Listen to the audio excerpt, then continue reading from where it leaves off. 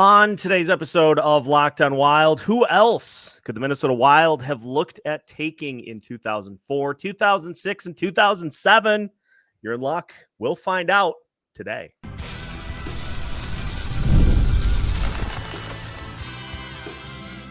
You're Locked on Wild, your daily podcast on the Minnesota Wild, part of the Locked on Podcast Network, your team every day.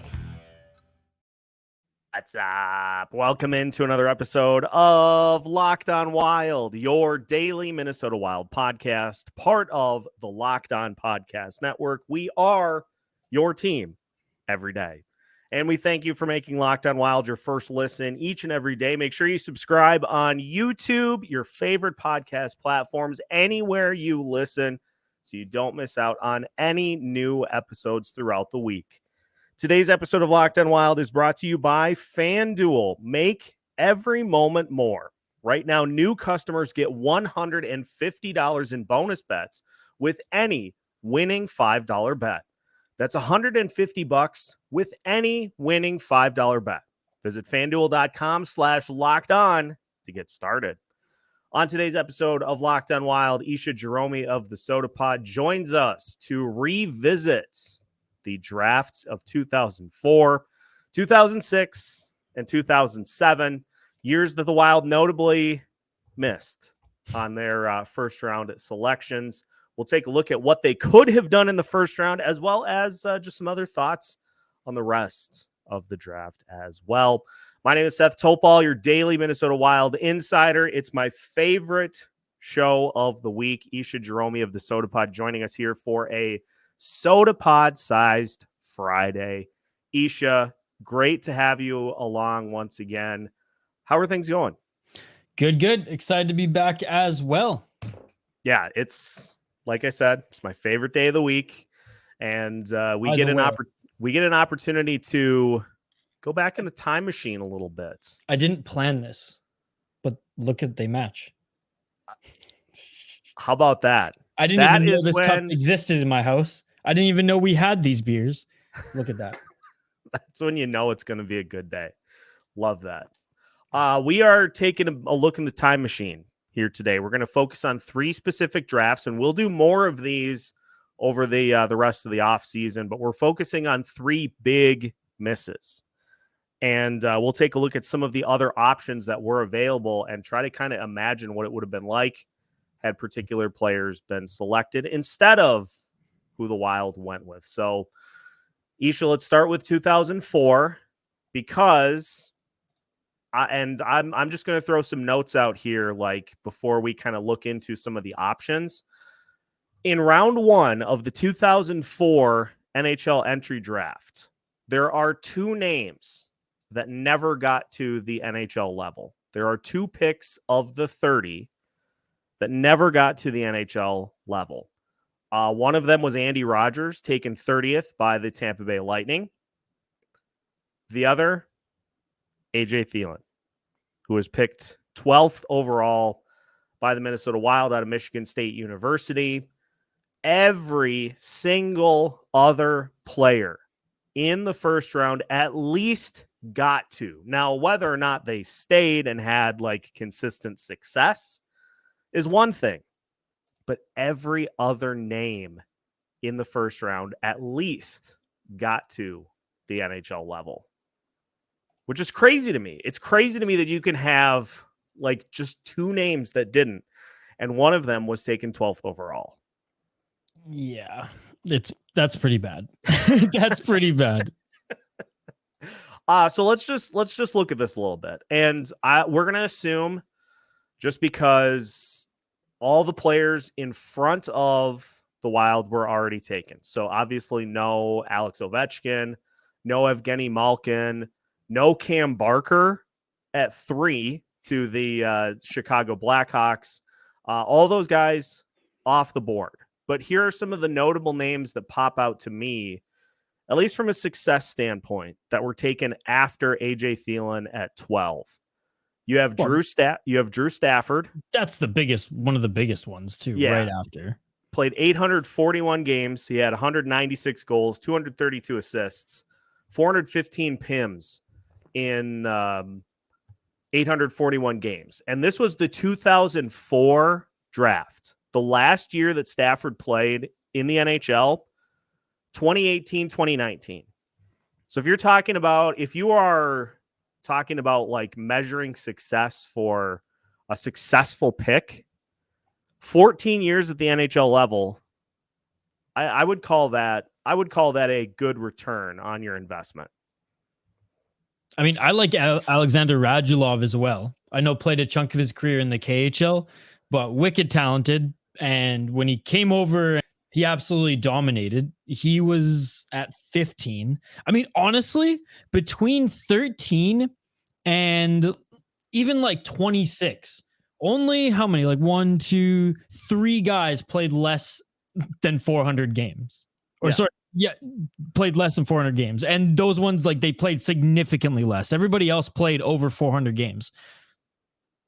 So yeah, we're talking that's pretty bad that they missed on like any one of these guys would have been Travis Zajac, 1,037 games, absolute stud for the New Jersey Devils, right? He was at 20. Well, even look at a guy all the way down at 29. Mike Green played 880 games. Legend for the Capitals, dude. 150 goals, 351 assists, 501 points in 880 games as a defenseman. Dude, Mike Green, that's not bad. He was a offensive machine on the back end. See, and that would have been like, you look at some of the things to throw in to the mix. Offensive defenseman, that would have gone nicely. Well, really, any of those guys would have paired nicely. And even just looking at Thelen's stats throughout his collegiate career and throughout his stops in the ECHL and the WHL, like he had some seasons, like for Prince Albert in 2005, 2006, 13 goals in 72 games. It just didn't translate enough for him to get to the NHL level. And especially when you draft a guy at 12, that's when you got to hit on. You got to get some sort of return at that spot in the draft. It's like, I wonder what they saw in him other than him just being a Minnesota guy. Because like, if you look at the comparables around the guys who were picked right after him, like he's clearly... from a statistic point of view, like he's clearly the lower end of it, right? Yeah, like it's one of those unfortunate situations where you just guess wrong. Like you see something on paper that you think can really translate to your team, and it just doesn't. They should have went with the North Dakota boy and Drew Stafford, who put up 48 points in 42 games the year before. Well, and you think about where the Wild were at as a franchise. Like they had obviously added. They needed talent. They needed talent. It was still early enough. We're only 4 years in. You still need just to bring in top level guys. Best player available. He's from Savage, so we're gonna take him. Not a piece that you're looking to add to like the back end of your decor. And this is not intended to be like AJ Thelen slander, but no, it 100% is intended to be AJ Thelen slander. Like it's just that's a miss. There's no other way to describe that as just a swing and a miss. And not tough enough for the WHL either. Some of the other guys that stand out. I mean, you mentioned Travis Zajac played 1,000 games at the NHL level. Oh yeah, that's quite a bit, especially for a center. Even if it's somebody that is more of a middle or bottom six guy, that's a long career. Like his last season in the NHL was 2020, 2021. And I know these guys aren't playing their entire careers with one team, but if you have somebody that can get to the NHL level, if they're not going to stay with you, you have the opportunity to get something in return for them. And if they stay with you for a long time, you're, like I said, it's a return on investment. Yeah. Well, dude, Andre Mazzaros was even a decent pick at defense as well. Yeah, 645 games, 63 goals. So goal I remember every watching about him 10 games. with the Flyers. He was a solid guy on the back end. It's just return on investment. And 2004 is definitely a year in which the Minnesota Wild did not get and you know what sucks is they had so many picks that year. Yeah. So many picks. How many did they have? 12 picks that year, dude. Well, and 12 picks. And the only two that I can say, okay, they had NHL careers was Clayton Stoner and in the third round, who was more of just a goon, right? Yeah. 360 games played, 48 points, 459 penalty minutes. He was a physical presence out there. And then Ryan Jones, who had 100 points respectively, hit that triple digits, 54 goals, 46 assists, and 181 penalty minutes. He played 334 games. Other than that, there's one deep cut. Do you know who it is, Seth? And he's still playing today. Not in the National Hockey League, but he's still playing today. I was going to say it wouldn't happen to be a certain goalie in the 7th round, would it? Anton Khudobin, dude.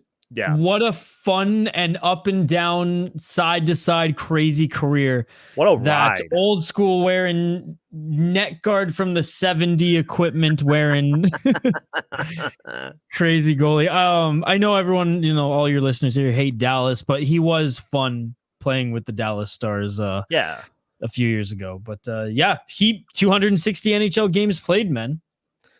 Yeah, I'm looking at so many of these draft picks in 2004 that just did not even get to the NHL level. That's what you can't have. No matter, not only if you are a team that is getting your feet wet and is a few years into your existence, you can't afford to have those types of draft years ever. Oh, dude, especially when there was guys in the 2nd round who played like over 1,000 games. I mean, Goligoski being one of them, David Krejci, who did have just shy of that, and Blake Comeau, that was all in the 2nd round. Again, 3rd round, Andre Sekera, 800 games. As much as I hate him, Brandon Prust even played over 400 games. I mean, Johan Franzen. Oh, man, yeah, it was for a draft year that wasn't necessarily like the deepest. There were still plenty of opportunities to grab some solid guys with 12 picks. The fact that they missed on pretty much every single one is crazy. Yikes. Yeah, and Comeau, as you mentioned, he was taken 47th overall. The Minnesota Wild took Roman Voloshenko with the 42nd overall pick. So 5 picks later, you get a guy who played 909 games at the NHL level, and your pick doesn't play a single game in the NHL. And didn't even have a long hockey career in general. Yeah, it'll require like going back and actually really looking, but I would be willing to venture that 2004 as a whole is probably one of the worst drafts. Oh yeah, that the Wild have ever had. Oh yeah, dude. Yikes. Well, we're going to hopefully start at rock bottom and work our way up a little bit. It doesn't get any better, folks. Doesn't get any better. Get your seatbelts on or crack another beer, because this is a crash course podcast. We're getting all the misses out of the way first, and we'll move to 2006 to see how the Wild did there as we continue our Drafts Revisited edition of Locked On Wild after this. Today's episode of Locked On Wild is brought to you by Indeed. Folks, there is no I in team, but there is one in Indeed, and that's the hiring platform you need to build yours. When you're hiring, you need Indeed. Instead of spending hours on multiple job sites searching for candidates with the right skills, Indeed's powerful hiring platform that can help you do it all. With Instant Match, over 80% of employers get quality candidates whose resume on Indeed matches their job description the moment they sponsor a job, according to Indeed Data US. And if you're in the hunt for a new job, such as myself, Indeed does a great job of showing you the qualifications that you may need to expand upon or that may be missing from your resume when you are looking to apply for particular jobs. So, head to Indeed and start hiring right now with a $75 sponsored job credit to upgrade your job post at Indeed.com/lockedon. Offer good for a limited time. Claim your $75 credit now at Indeed.com/lockedon. That's Indeed.com/lockedon. Terms and conditions apply. Need to hire? You need Indeed. Welcome back to today's episode of Locked On Wild. Once again, we thank you for making Locked On Wild your first listen each and every day. For your second listen, make sure to check out the Sota Pod. Isha, Fellowship of the Rings had Mike Rupp on. Did I see that correctly? Dude, and what a character he is. Talking about Billy Guerin's fandom for Star Wars was a particular fun story. No joke. Love that. The Guerin family, when a lightsaber battle ensues in the movie, they pause that and have lightsaber battles. And let's just say Rupp was thrown right into the fire when they were watching some Star Wars together back in the Pittsburgh days. So yeah, just because I've watched all the Star Wars movies myself, I'm just assuming that Bill Guerin like double wields and is fully equipped. He saw Darth Maul's lightsaber and was like, I need one of those. Yeah. I'm gonna need one. Unbelievable. You can find that and more. I know recently Fellowship of the Rings had Bruce Boudreau on. So make sure to follow along. Make sure to check out the Sota Pod. Check out Fellowship of the Rinks. He's got a funny nerdy story too, as well, actually. Those are the perks you get by listening. So listeners, tune in for additional podcasts during the off season to help supplement all the time that you spend maybe in the car, out on the patio, wherever you may listen. Make sure to get Locked On Wild, and also make sure to put Sota Pod in your rotation as well. Isha, let's move to 2006. Can I just say something about 2006? Yeah. Honestly, first round, really good draft. Second round produced a lot of good players as well. Third round, a few gems. And then, honestly, the rest of the draft that year sucked. Like, fourth round on, there wasn't a lot of notable names, right?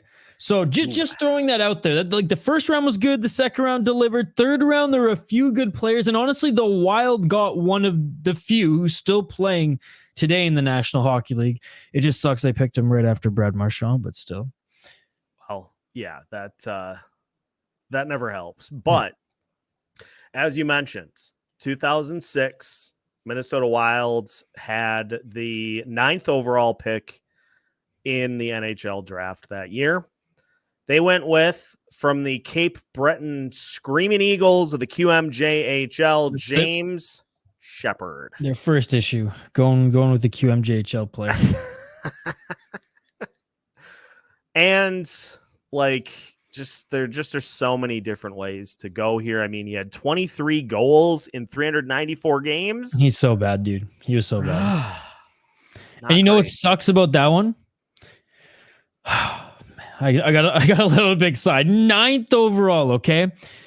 Here's some notable guys who were picked after him, okay? Mm-hmm. Michael Frolik right after him, who, again, never reached his ceiling, but 858 games, right? Like, yeah, still better than friggin' James Sheppard, all right? Brian Little, right? 843 games as well. Michael Grabner, still decent player. Chris Stewart, who was, especially in that era, solid power forward. Claude Giroux, Varlamov, Patrick Berglund, Nick Foligno. I mean, shoot, man, like, that sucks. Especially Claude Giroux. Yeah, the Giroux is a just devastating miss, because. But I mean, there were a lot of teams who missed on him, so I can't just like blame the Wild from now on, because Giroux was picked at fairly like 22 overall, but still.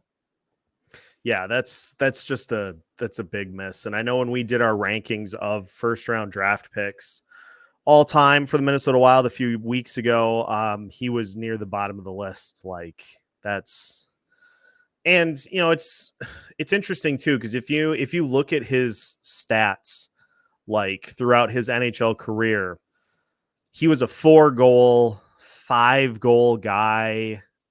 In fact, his career high in goals was 5 in 82 games with the Minnesota Wild in 2008, 2009. That is not ninth overall. Like, that is Marco Rossi was taken ninth overall, right? A couple years ago. Marco Rossi has already almost equaled the number of goals James Sheppard scored in his entire NHL career in like essentially a full season. Yeah. Yikes. Can't have it. Yeah. I mean, 2006, like I said, it wasn't a good draft overall. Like, even if you look at the top guys who were drafted in the first round, like, I'm shrugging my shoulders. Claude Giroux and Brad Marchand might be the best guys to come out of that draft. But the Minnesota Wild did hit with their third round pick. Cal Clutterbuck. Oh, Love Cal Clutterbuck, dude. Yeah. Growing up, I'm not going to say he was one of my favorite players, but I really loved Cal Clutterbuck's game. He's still playing here today as well. I mean, Oshawa Generals guy, played for the Jennies there in the OHL. 1,064 games played, 143 goals, 293 points, 698 penalty minutes. What I love about him is a through and through power forward, and he's like so old school hockey that I remember there were stories where he would get mad at his teammates for freaking walking on the crest in the locker room on the floor. Like, I love Cal Clutterbuck, and had a decent little run with the Minnesota Wild as well. His nickname, if it's not, should be the Hitman, because in his career, 17 years in the NHL, scary guy, 4,000. Let's go. 29 hits, 4,000 hits. He has 4 seasons of 300 plus. 1, 2, 3, 4, 5, 6, 7, 8, 9, 10, 11, 12 seasons of 200 plus. Jeez. This past year at 36, he had 273 hits in 82 games, and he's playing under 12 minutes a night. My God. Dude, you do the math. You should see his stats in his last year with the Oshawa Generals, okay? He was third in scoring with 89 points, 35 goals, and 65 games played. 153 penalty minutes. Jeez. Man, and the guys who were above him was Brett McLean, who was a 17-year-old, 100 points. John Tavares, at 15 years of age, had 134 points. And right behind Dale Mitchell, who was right behind Cal Clutterbuck, was Michael Del Zotto on defense with point per game as well. He was freaking on John Tavares' line in Oshawa when John Tavares was 15 years old, because he had a exceptional status where he could play in the league a couple of years earlier. And in 06-07, that year in the postseason for Oshawa, he had 8 goals in 9 games. Yeah, dude, Cal Clutterbuck was awesome. He's insane. He is awesome. He's still playing. He's the awesome. OG Hitman. Yeah. The OG. He played all 82 games this year too. What a beauty, man. Yeah, he's the best. So the third round pick, a hands down success. And you look at Clutterbuck. He had, he topped out at 19 goals. Like, he was in double digits in scoring from a goals perspective. True power forward. That's what I'm saying. He wasn't a goon. He was a true power forward. 4. He had 4 seasons of 10 or more goals. Yeah, with the Wild. He was exactly he came in exactly as advertised. A power forward. By the way, there was a goalie in this draft as well who the Wild got at 132nd overall in the 5th round, Nico Hovinen. Never played in the National Hockey League, but actually had a really good career playing in the SM Liga. So it just sucks he never came over, and it sucks we never got to see him play in the National Hockey League, because he was solid. He was solid in that league. Yeah, I'm looking at his numbers right now. He's still playing. He's still playing. What the dude? And he's still putting up good numbers. Jeez, dude. Last year in 22 games, dude. How old is he now? He's 36 years of age. He had a 92 save percentage, 1.8 goals against average last year, and this year only played 5 games, but had 94 save percentage. Dude, his numbers are awesome, man. This. For Cal Clutterbuck alone, this draft ranks above 2004. It does. The 2006 draft was not great either. No. But I mean, like I said, that one sucked for everybody. So yeah. Will we salvage anything in 2007? We'll find out as we finish today's episode of Locked On Wild after this. Today's episode of Locked On Wild is brought to you by FanDuel. Ladies and gentlemen, it is winner take all time in the NBA and the NHL. And FanDuel is giving you a shot to bring home a big win of your own. Right now, new customers get $150 in bonus bets with any winning $5 bet. That's $150 to bet on spreads, money lines, player props, and more. If you're in a state where you can legally do so, the Minnesota Timberwolves continuing the Western Conference Finals against the Dallas Mavericks. The Wolves are a 5-point favorite and are minus 114 on the money line, or minus 210 on the money line, I beg your pardon. And the over is at 207 for that game. So if you're looking for an easy way to cash in that $5 bet, have a feeling the Wolves are going to rebound quite literally from their game one loss. So you bet there. Then if you win, you get $150 for whatever you want. So head to FanDuel.com/lockedon to make every playoff shot count. FanDuel, America's #1 sportsbook. Welcome back to today's episode of Locked On Wild. Once again, we thank you for making Locked On Wild your first listen each and every day. Seth Topol joined by Isha Jahromi of the Sota Pod. 2004, bad. 2006, not much better, but still redeeming. Cal Clutterbuck saving the day for that draft. Let's go to 2007, Isha. 16th overall pick in the first round. Colton Gillies was the pick, and this may be the one that stings the most. Well, I'll say this: at least the Wild did better than the Vancouver Canucks, who picked former Minnesota Golden Gopher Patrick White. Oof. And he never played a single game in the National Hockey League. Yikes. He regressed after his draft year with the Gophers. This was just looking at the just looking up and down the list. 2007 low key had some impressive, from a longevity standpoint.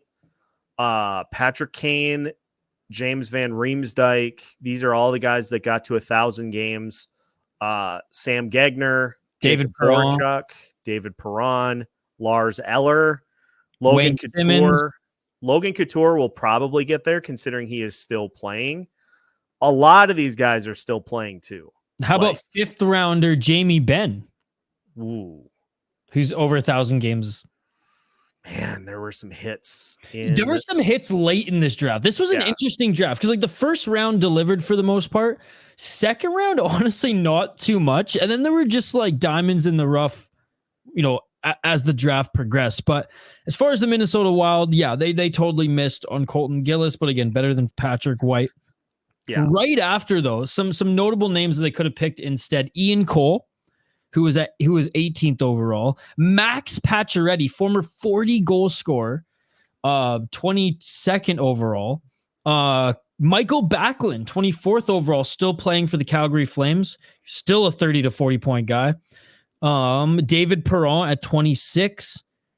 And that's pretty much it out of the rest in the first round here. Some notable names in the second round. PK Subban at 43rd overall. He was drafted that year, 834 games. Second round, Alex Killorn. Third round, Alec Martinez, Justin Falk. And then 5th round, Jamie Benn. There's a few other guys who played. Yeah, Patrick Maroon, 6th round. Nick Bonino, 6th round. 868 games, by the way, for Nick Bonino. I loved Nick Bonino. I know it was just kind of a nothing burger acquisition at the time. Everywhere he goes, he's an asset. Whether it's Vancouver, whether it's Pittsburgh, Bonino. And Justin Braun. 7th rounder out of UMass. That dude just owned the face-off circle. Like, get out of the face-off circle. It's Nick Bonino's. He was close to 60%, I think, and I'm gonna have to go back and look to verify this, but I'm pretty sure he was right around 60% in the face-off circle with the Minnesota Wild. Like, I loved everything that guy brought to the table. He was elite on the penalty kill.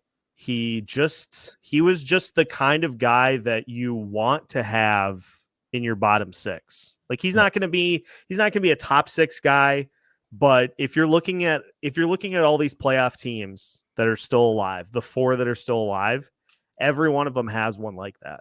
Oh yeah, 100%. Like, and just excelling at roles and giving you something every night. Yeah, I'm gonna be team Bonino all the way. I love it. He was adored in Vancouver, and Hoppy loves him as well, as he played very well in Pittsburgh. Yeah, I will say the only guy that the Wild kind of hit on was Justin Falk. I mean, he was okay. He was a shutdown defenseman out of the WHL, played for Spokane, played for the Calgary Hitmen, and honestly, one of the few guys back in the day and still today to come out of the MJHL, the Manitoba Junior Hockey League. Now, it is Junior A, but it's like a step below the SJHL. That's a step below the AJHL. That's a step below the BCHL, right? So it's like... Yeah, it's not the best Junior A out there in Canada, but played a couple years for the Swan Valley Stampeders of the MJHL before he moved on to the Calgary Hitmen and the Spokane Chiefs. Played a couple years in the AHL and spent 4 seasons with the Minnesota Wild. Went to New York. They got traded back to the Wild. Played 39 games in Iowa as well, and actually played professional hockey until 2019. Another notable miss here is, so in the 5th round, Wild took Cody Almond. Jake Muzzin was taken the next pick. Oh, God. And he's still playing 683 games, 294 career points. Or actually, the last year he played in the NHL was last year. So I stand corrected there, but still. 2007 was awful. Like, at least in 2008 they got Scandella, and in 2009 I laughed because Darcy had his best years in elsewhere. Eric Holla had his best years elsewhere, and Nick Leddy had his best years elsewhere. I mean, the Wild, I think, are just cursed when it comes to drafting, right? Certainly seems that way. Like this is actually insane, dude. Like, until you hit 2010, it's just sadness. It's just sadness all around.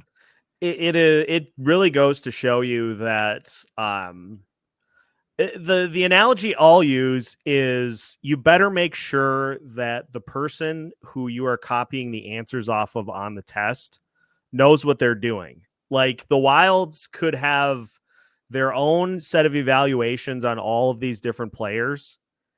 Better make sure that other teams feel in similar manners. Before you select these players. Man, between 2004 to 2009 were bad. Yeah. Like, there's a few players in between, right? There's a few players that actually played some time with the Minnesota Wild. I mean, Scandella, honestly, and then Cal Clutterbuck, but that's pretty much it. Ugh. Yeah, and especially as a team that is just starting, like 2000, 2001, 2002, and they had some good pieces, like Brett Burns, obviously, Gaborik. Like, those first few picks were good, but you just have to keep stacking them on. Well, the one player, I'm sorry, you get one. Every team gets at least one good player in every draft, right? Mm-hmm. Out of 7, they get one. I'm sorry, like the Wild, like, you have to do better than that. You have to go full Judd Brackett like they're doing right now. You have to have too many prospects in the cupboard to be able to build a team. Yeah, and this is like miss for almost a decade in the first round. This is the solace we take, is that it seems like, and you can throw in the Matt Boldy selection, which happened before Judd Brackett was here, on Paul Fenton's watch. Like it seems Congrats, like Paul Fenton. it seems like recently the draft selection decisions have been much, much better. Oh yeah.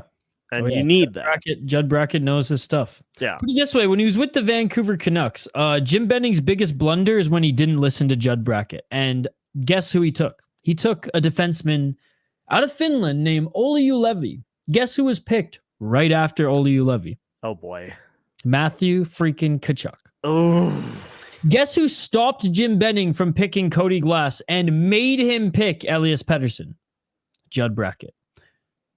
The guy's a wizard.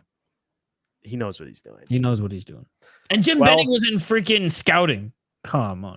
Yikes. Well, indeed. That's what we got for you here for today. We'll continue to look at some of these other drafts because we even get the opportunity, Isha, to say who would the Wild have taken had they still had their first round pick, Martin Hanzal.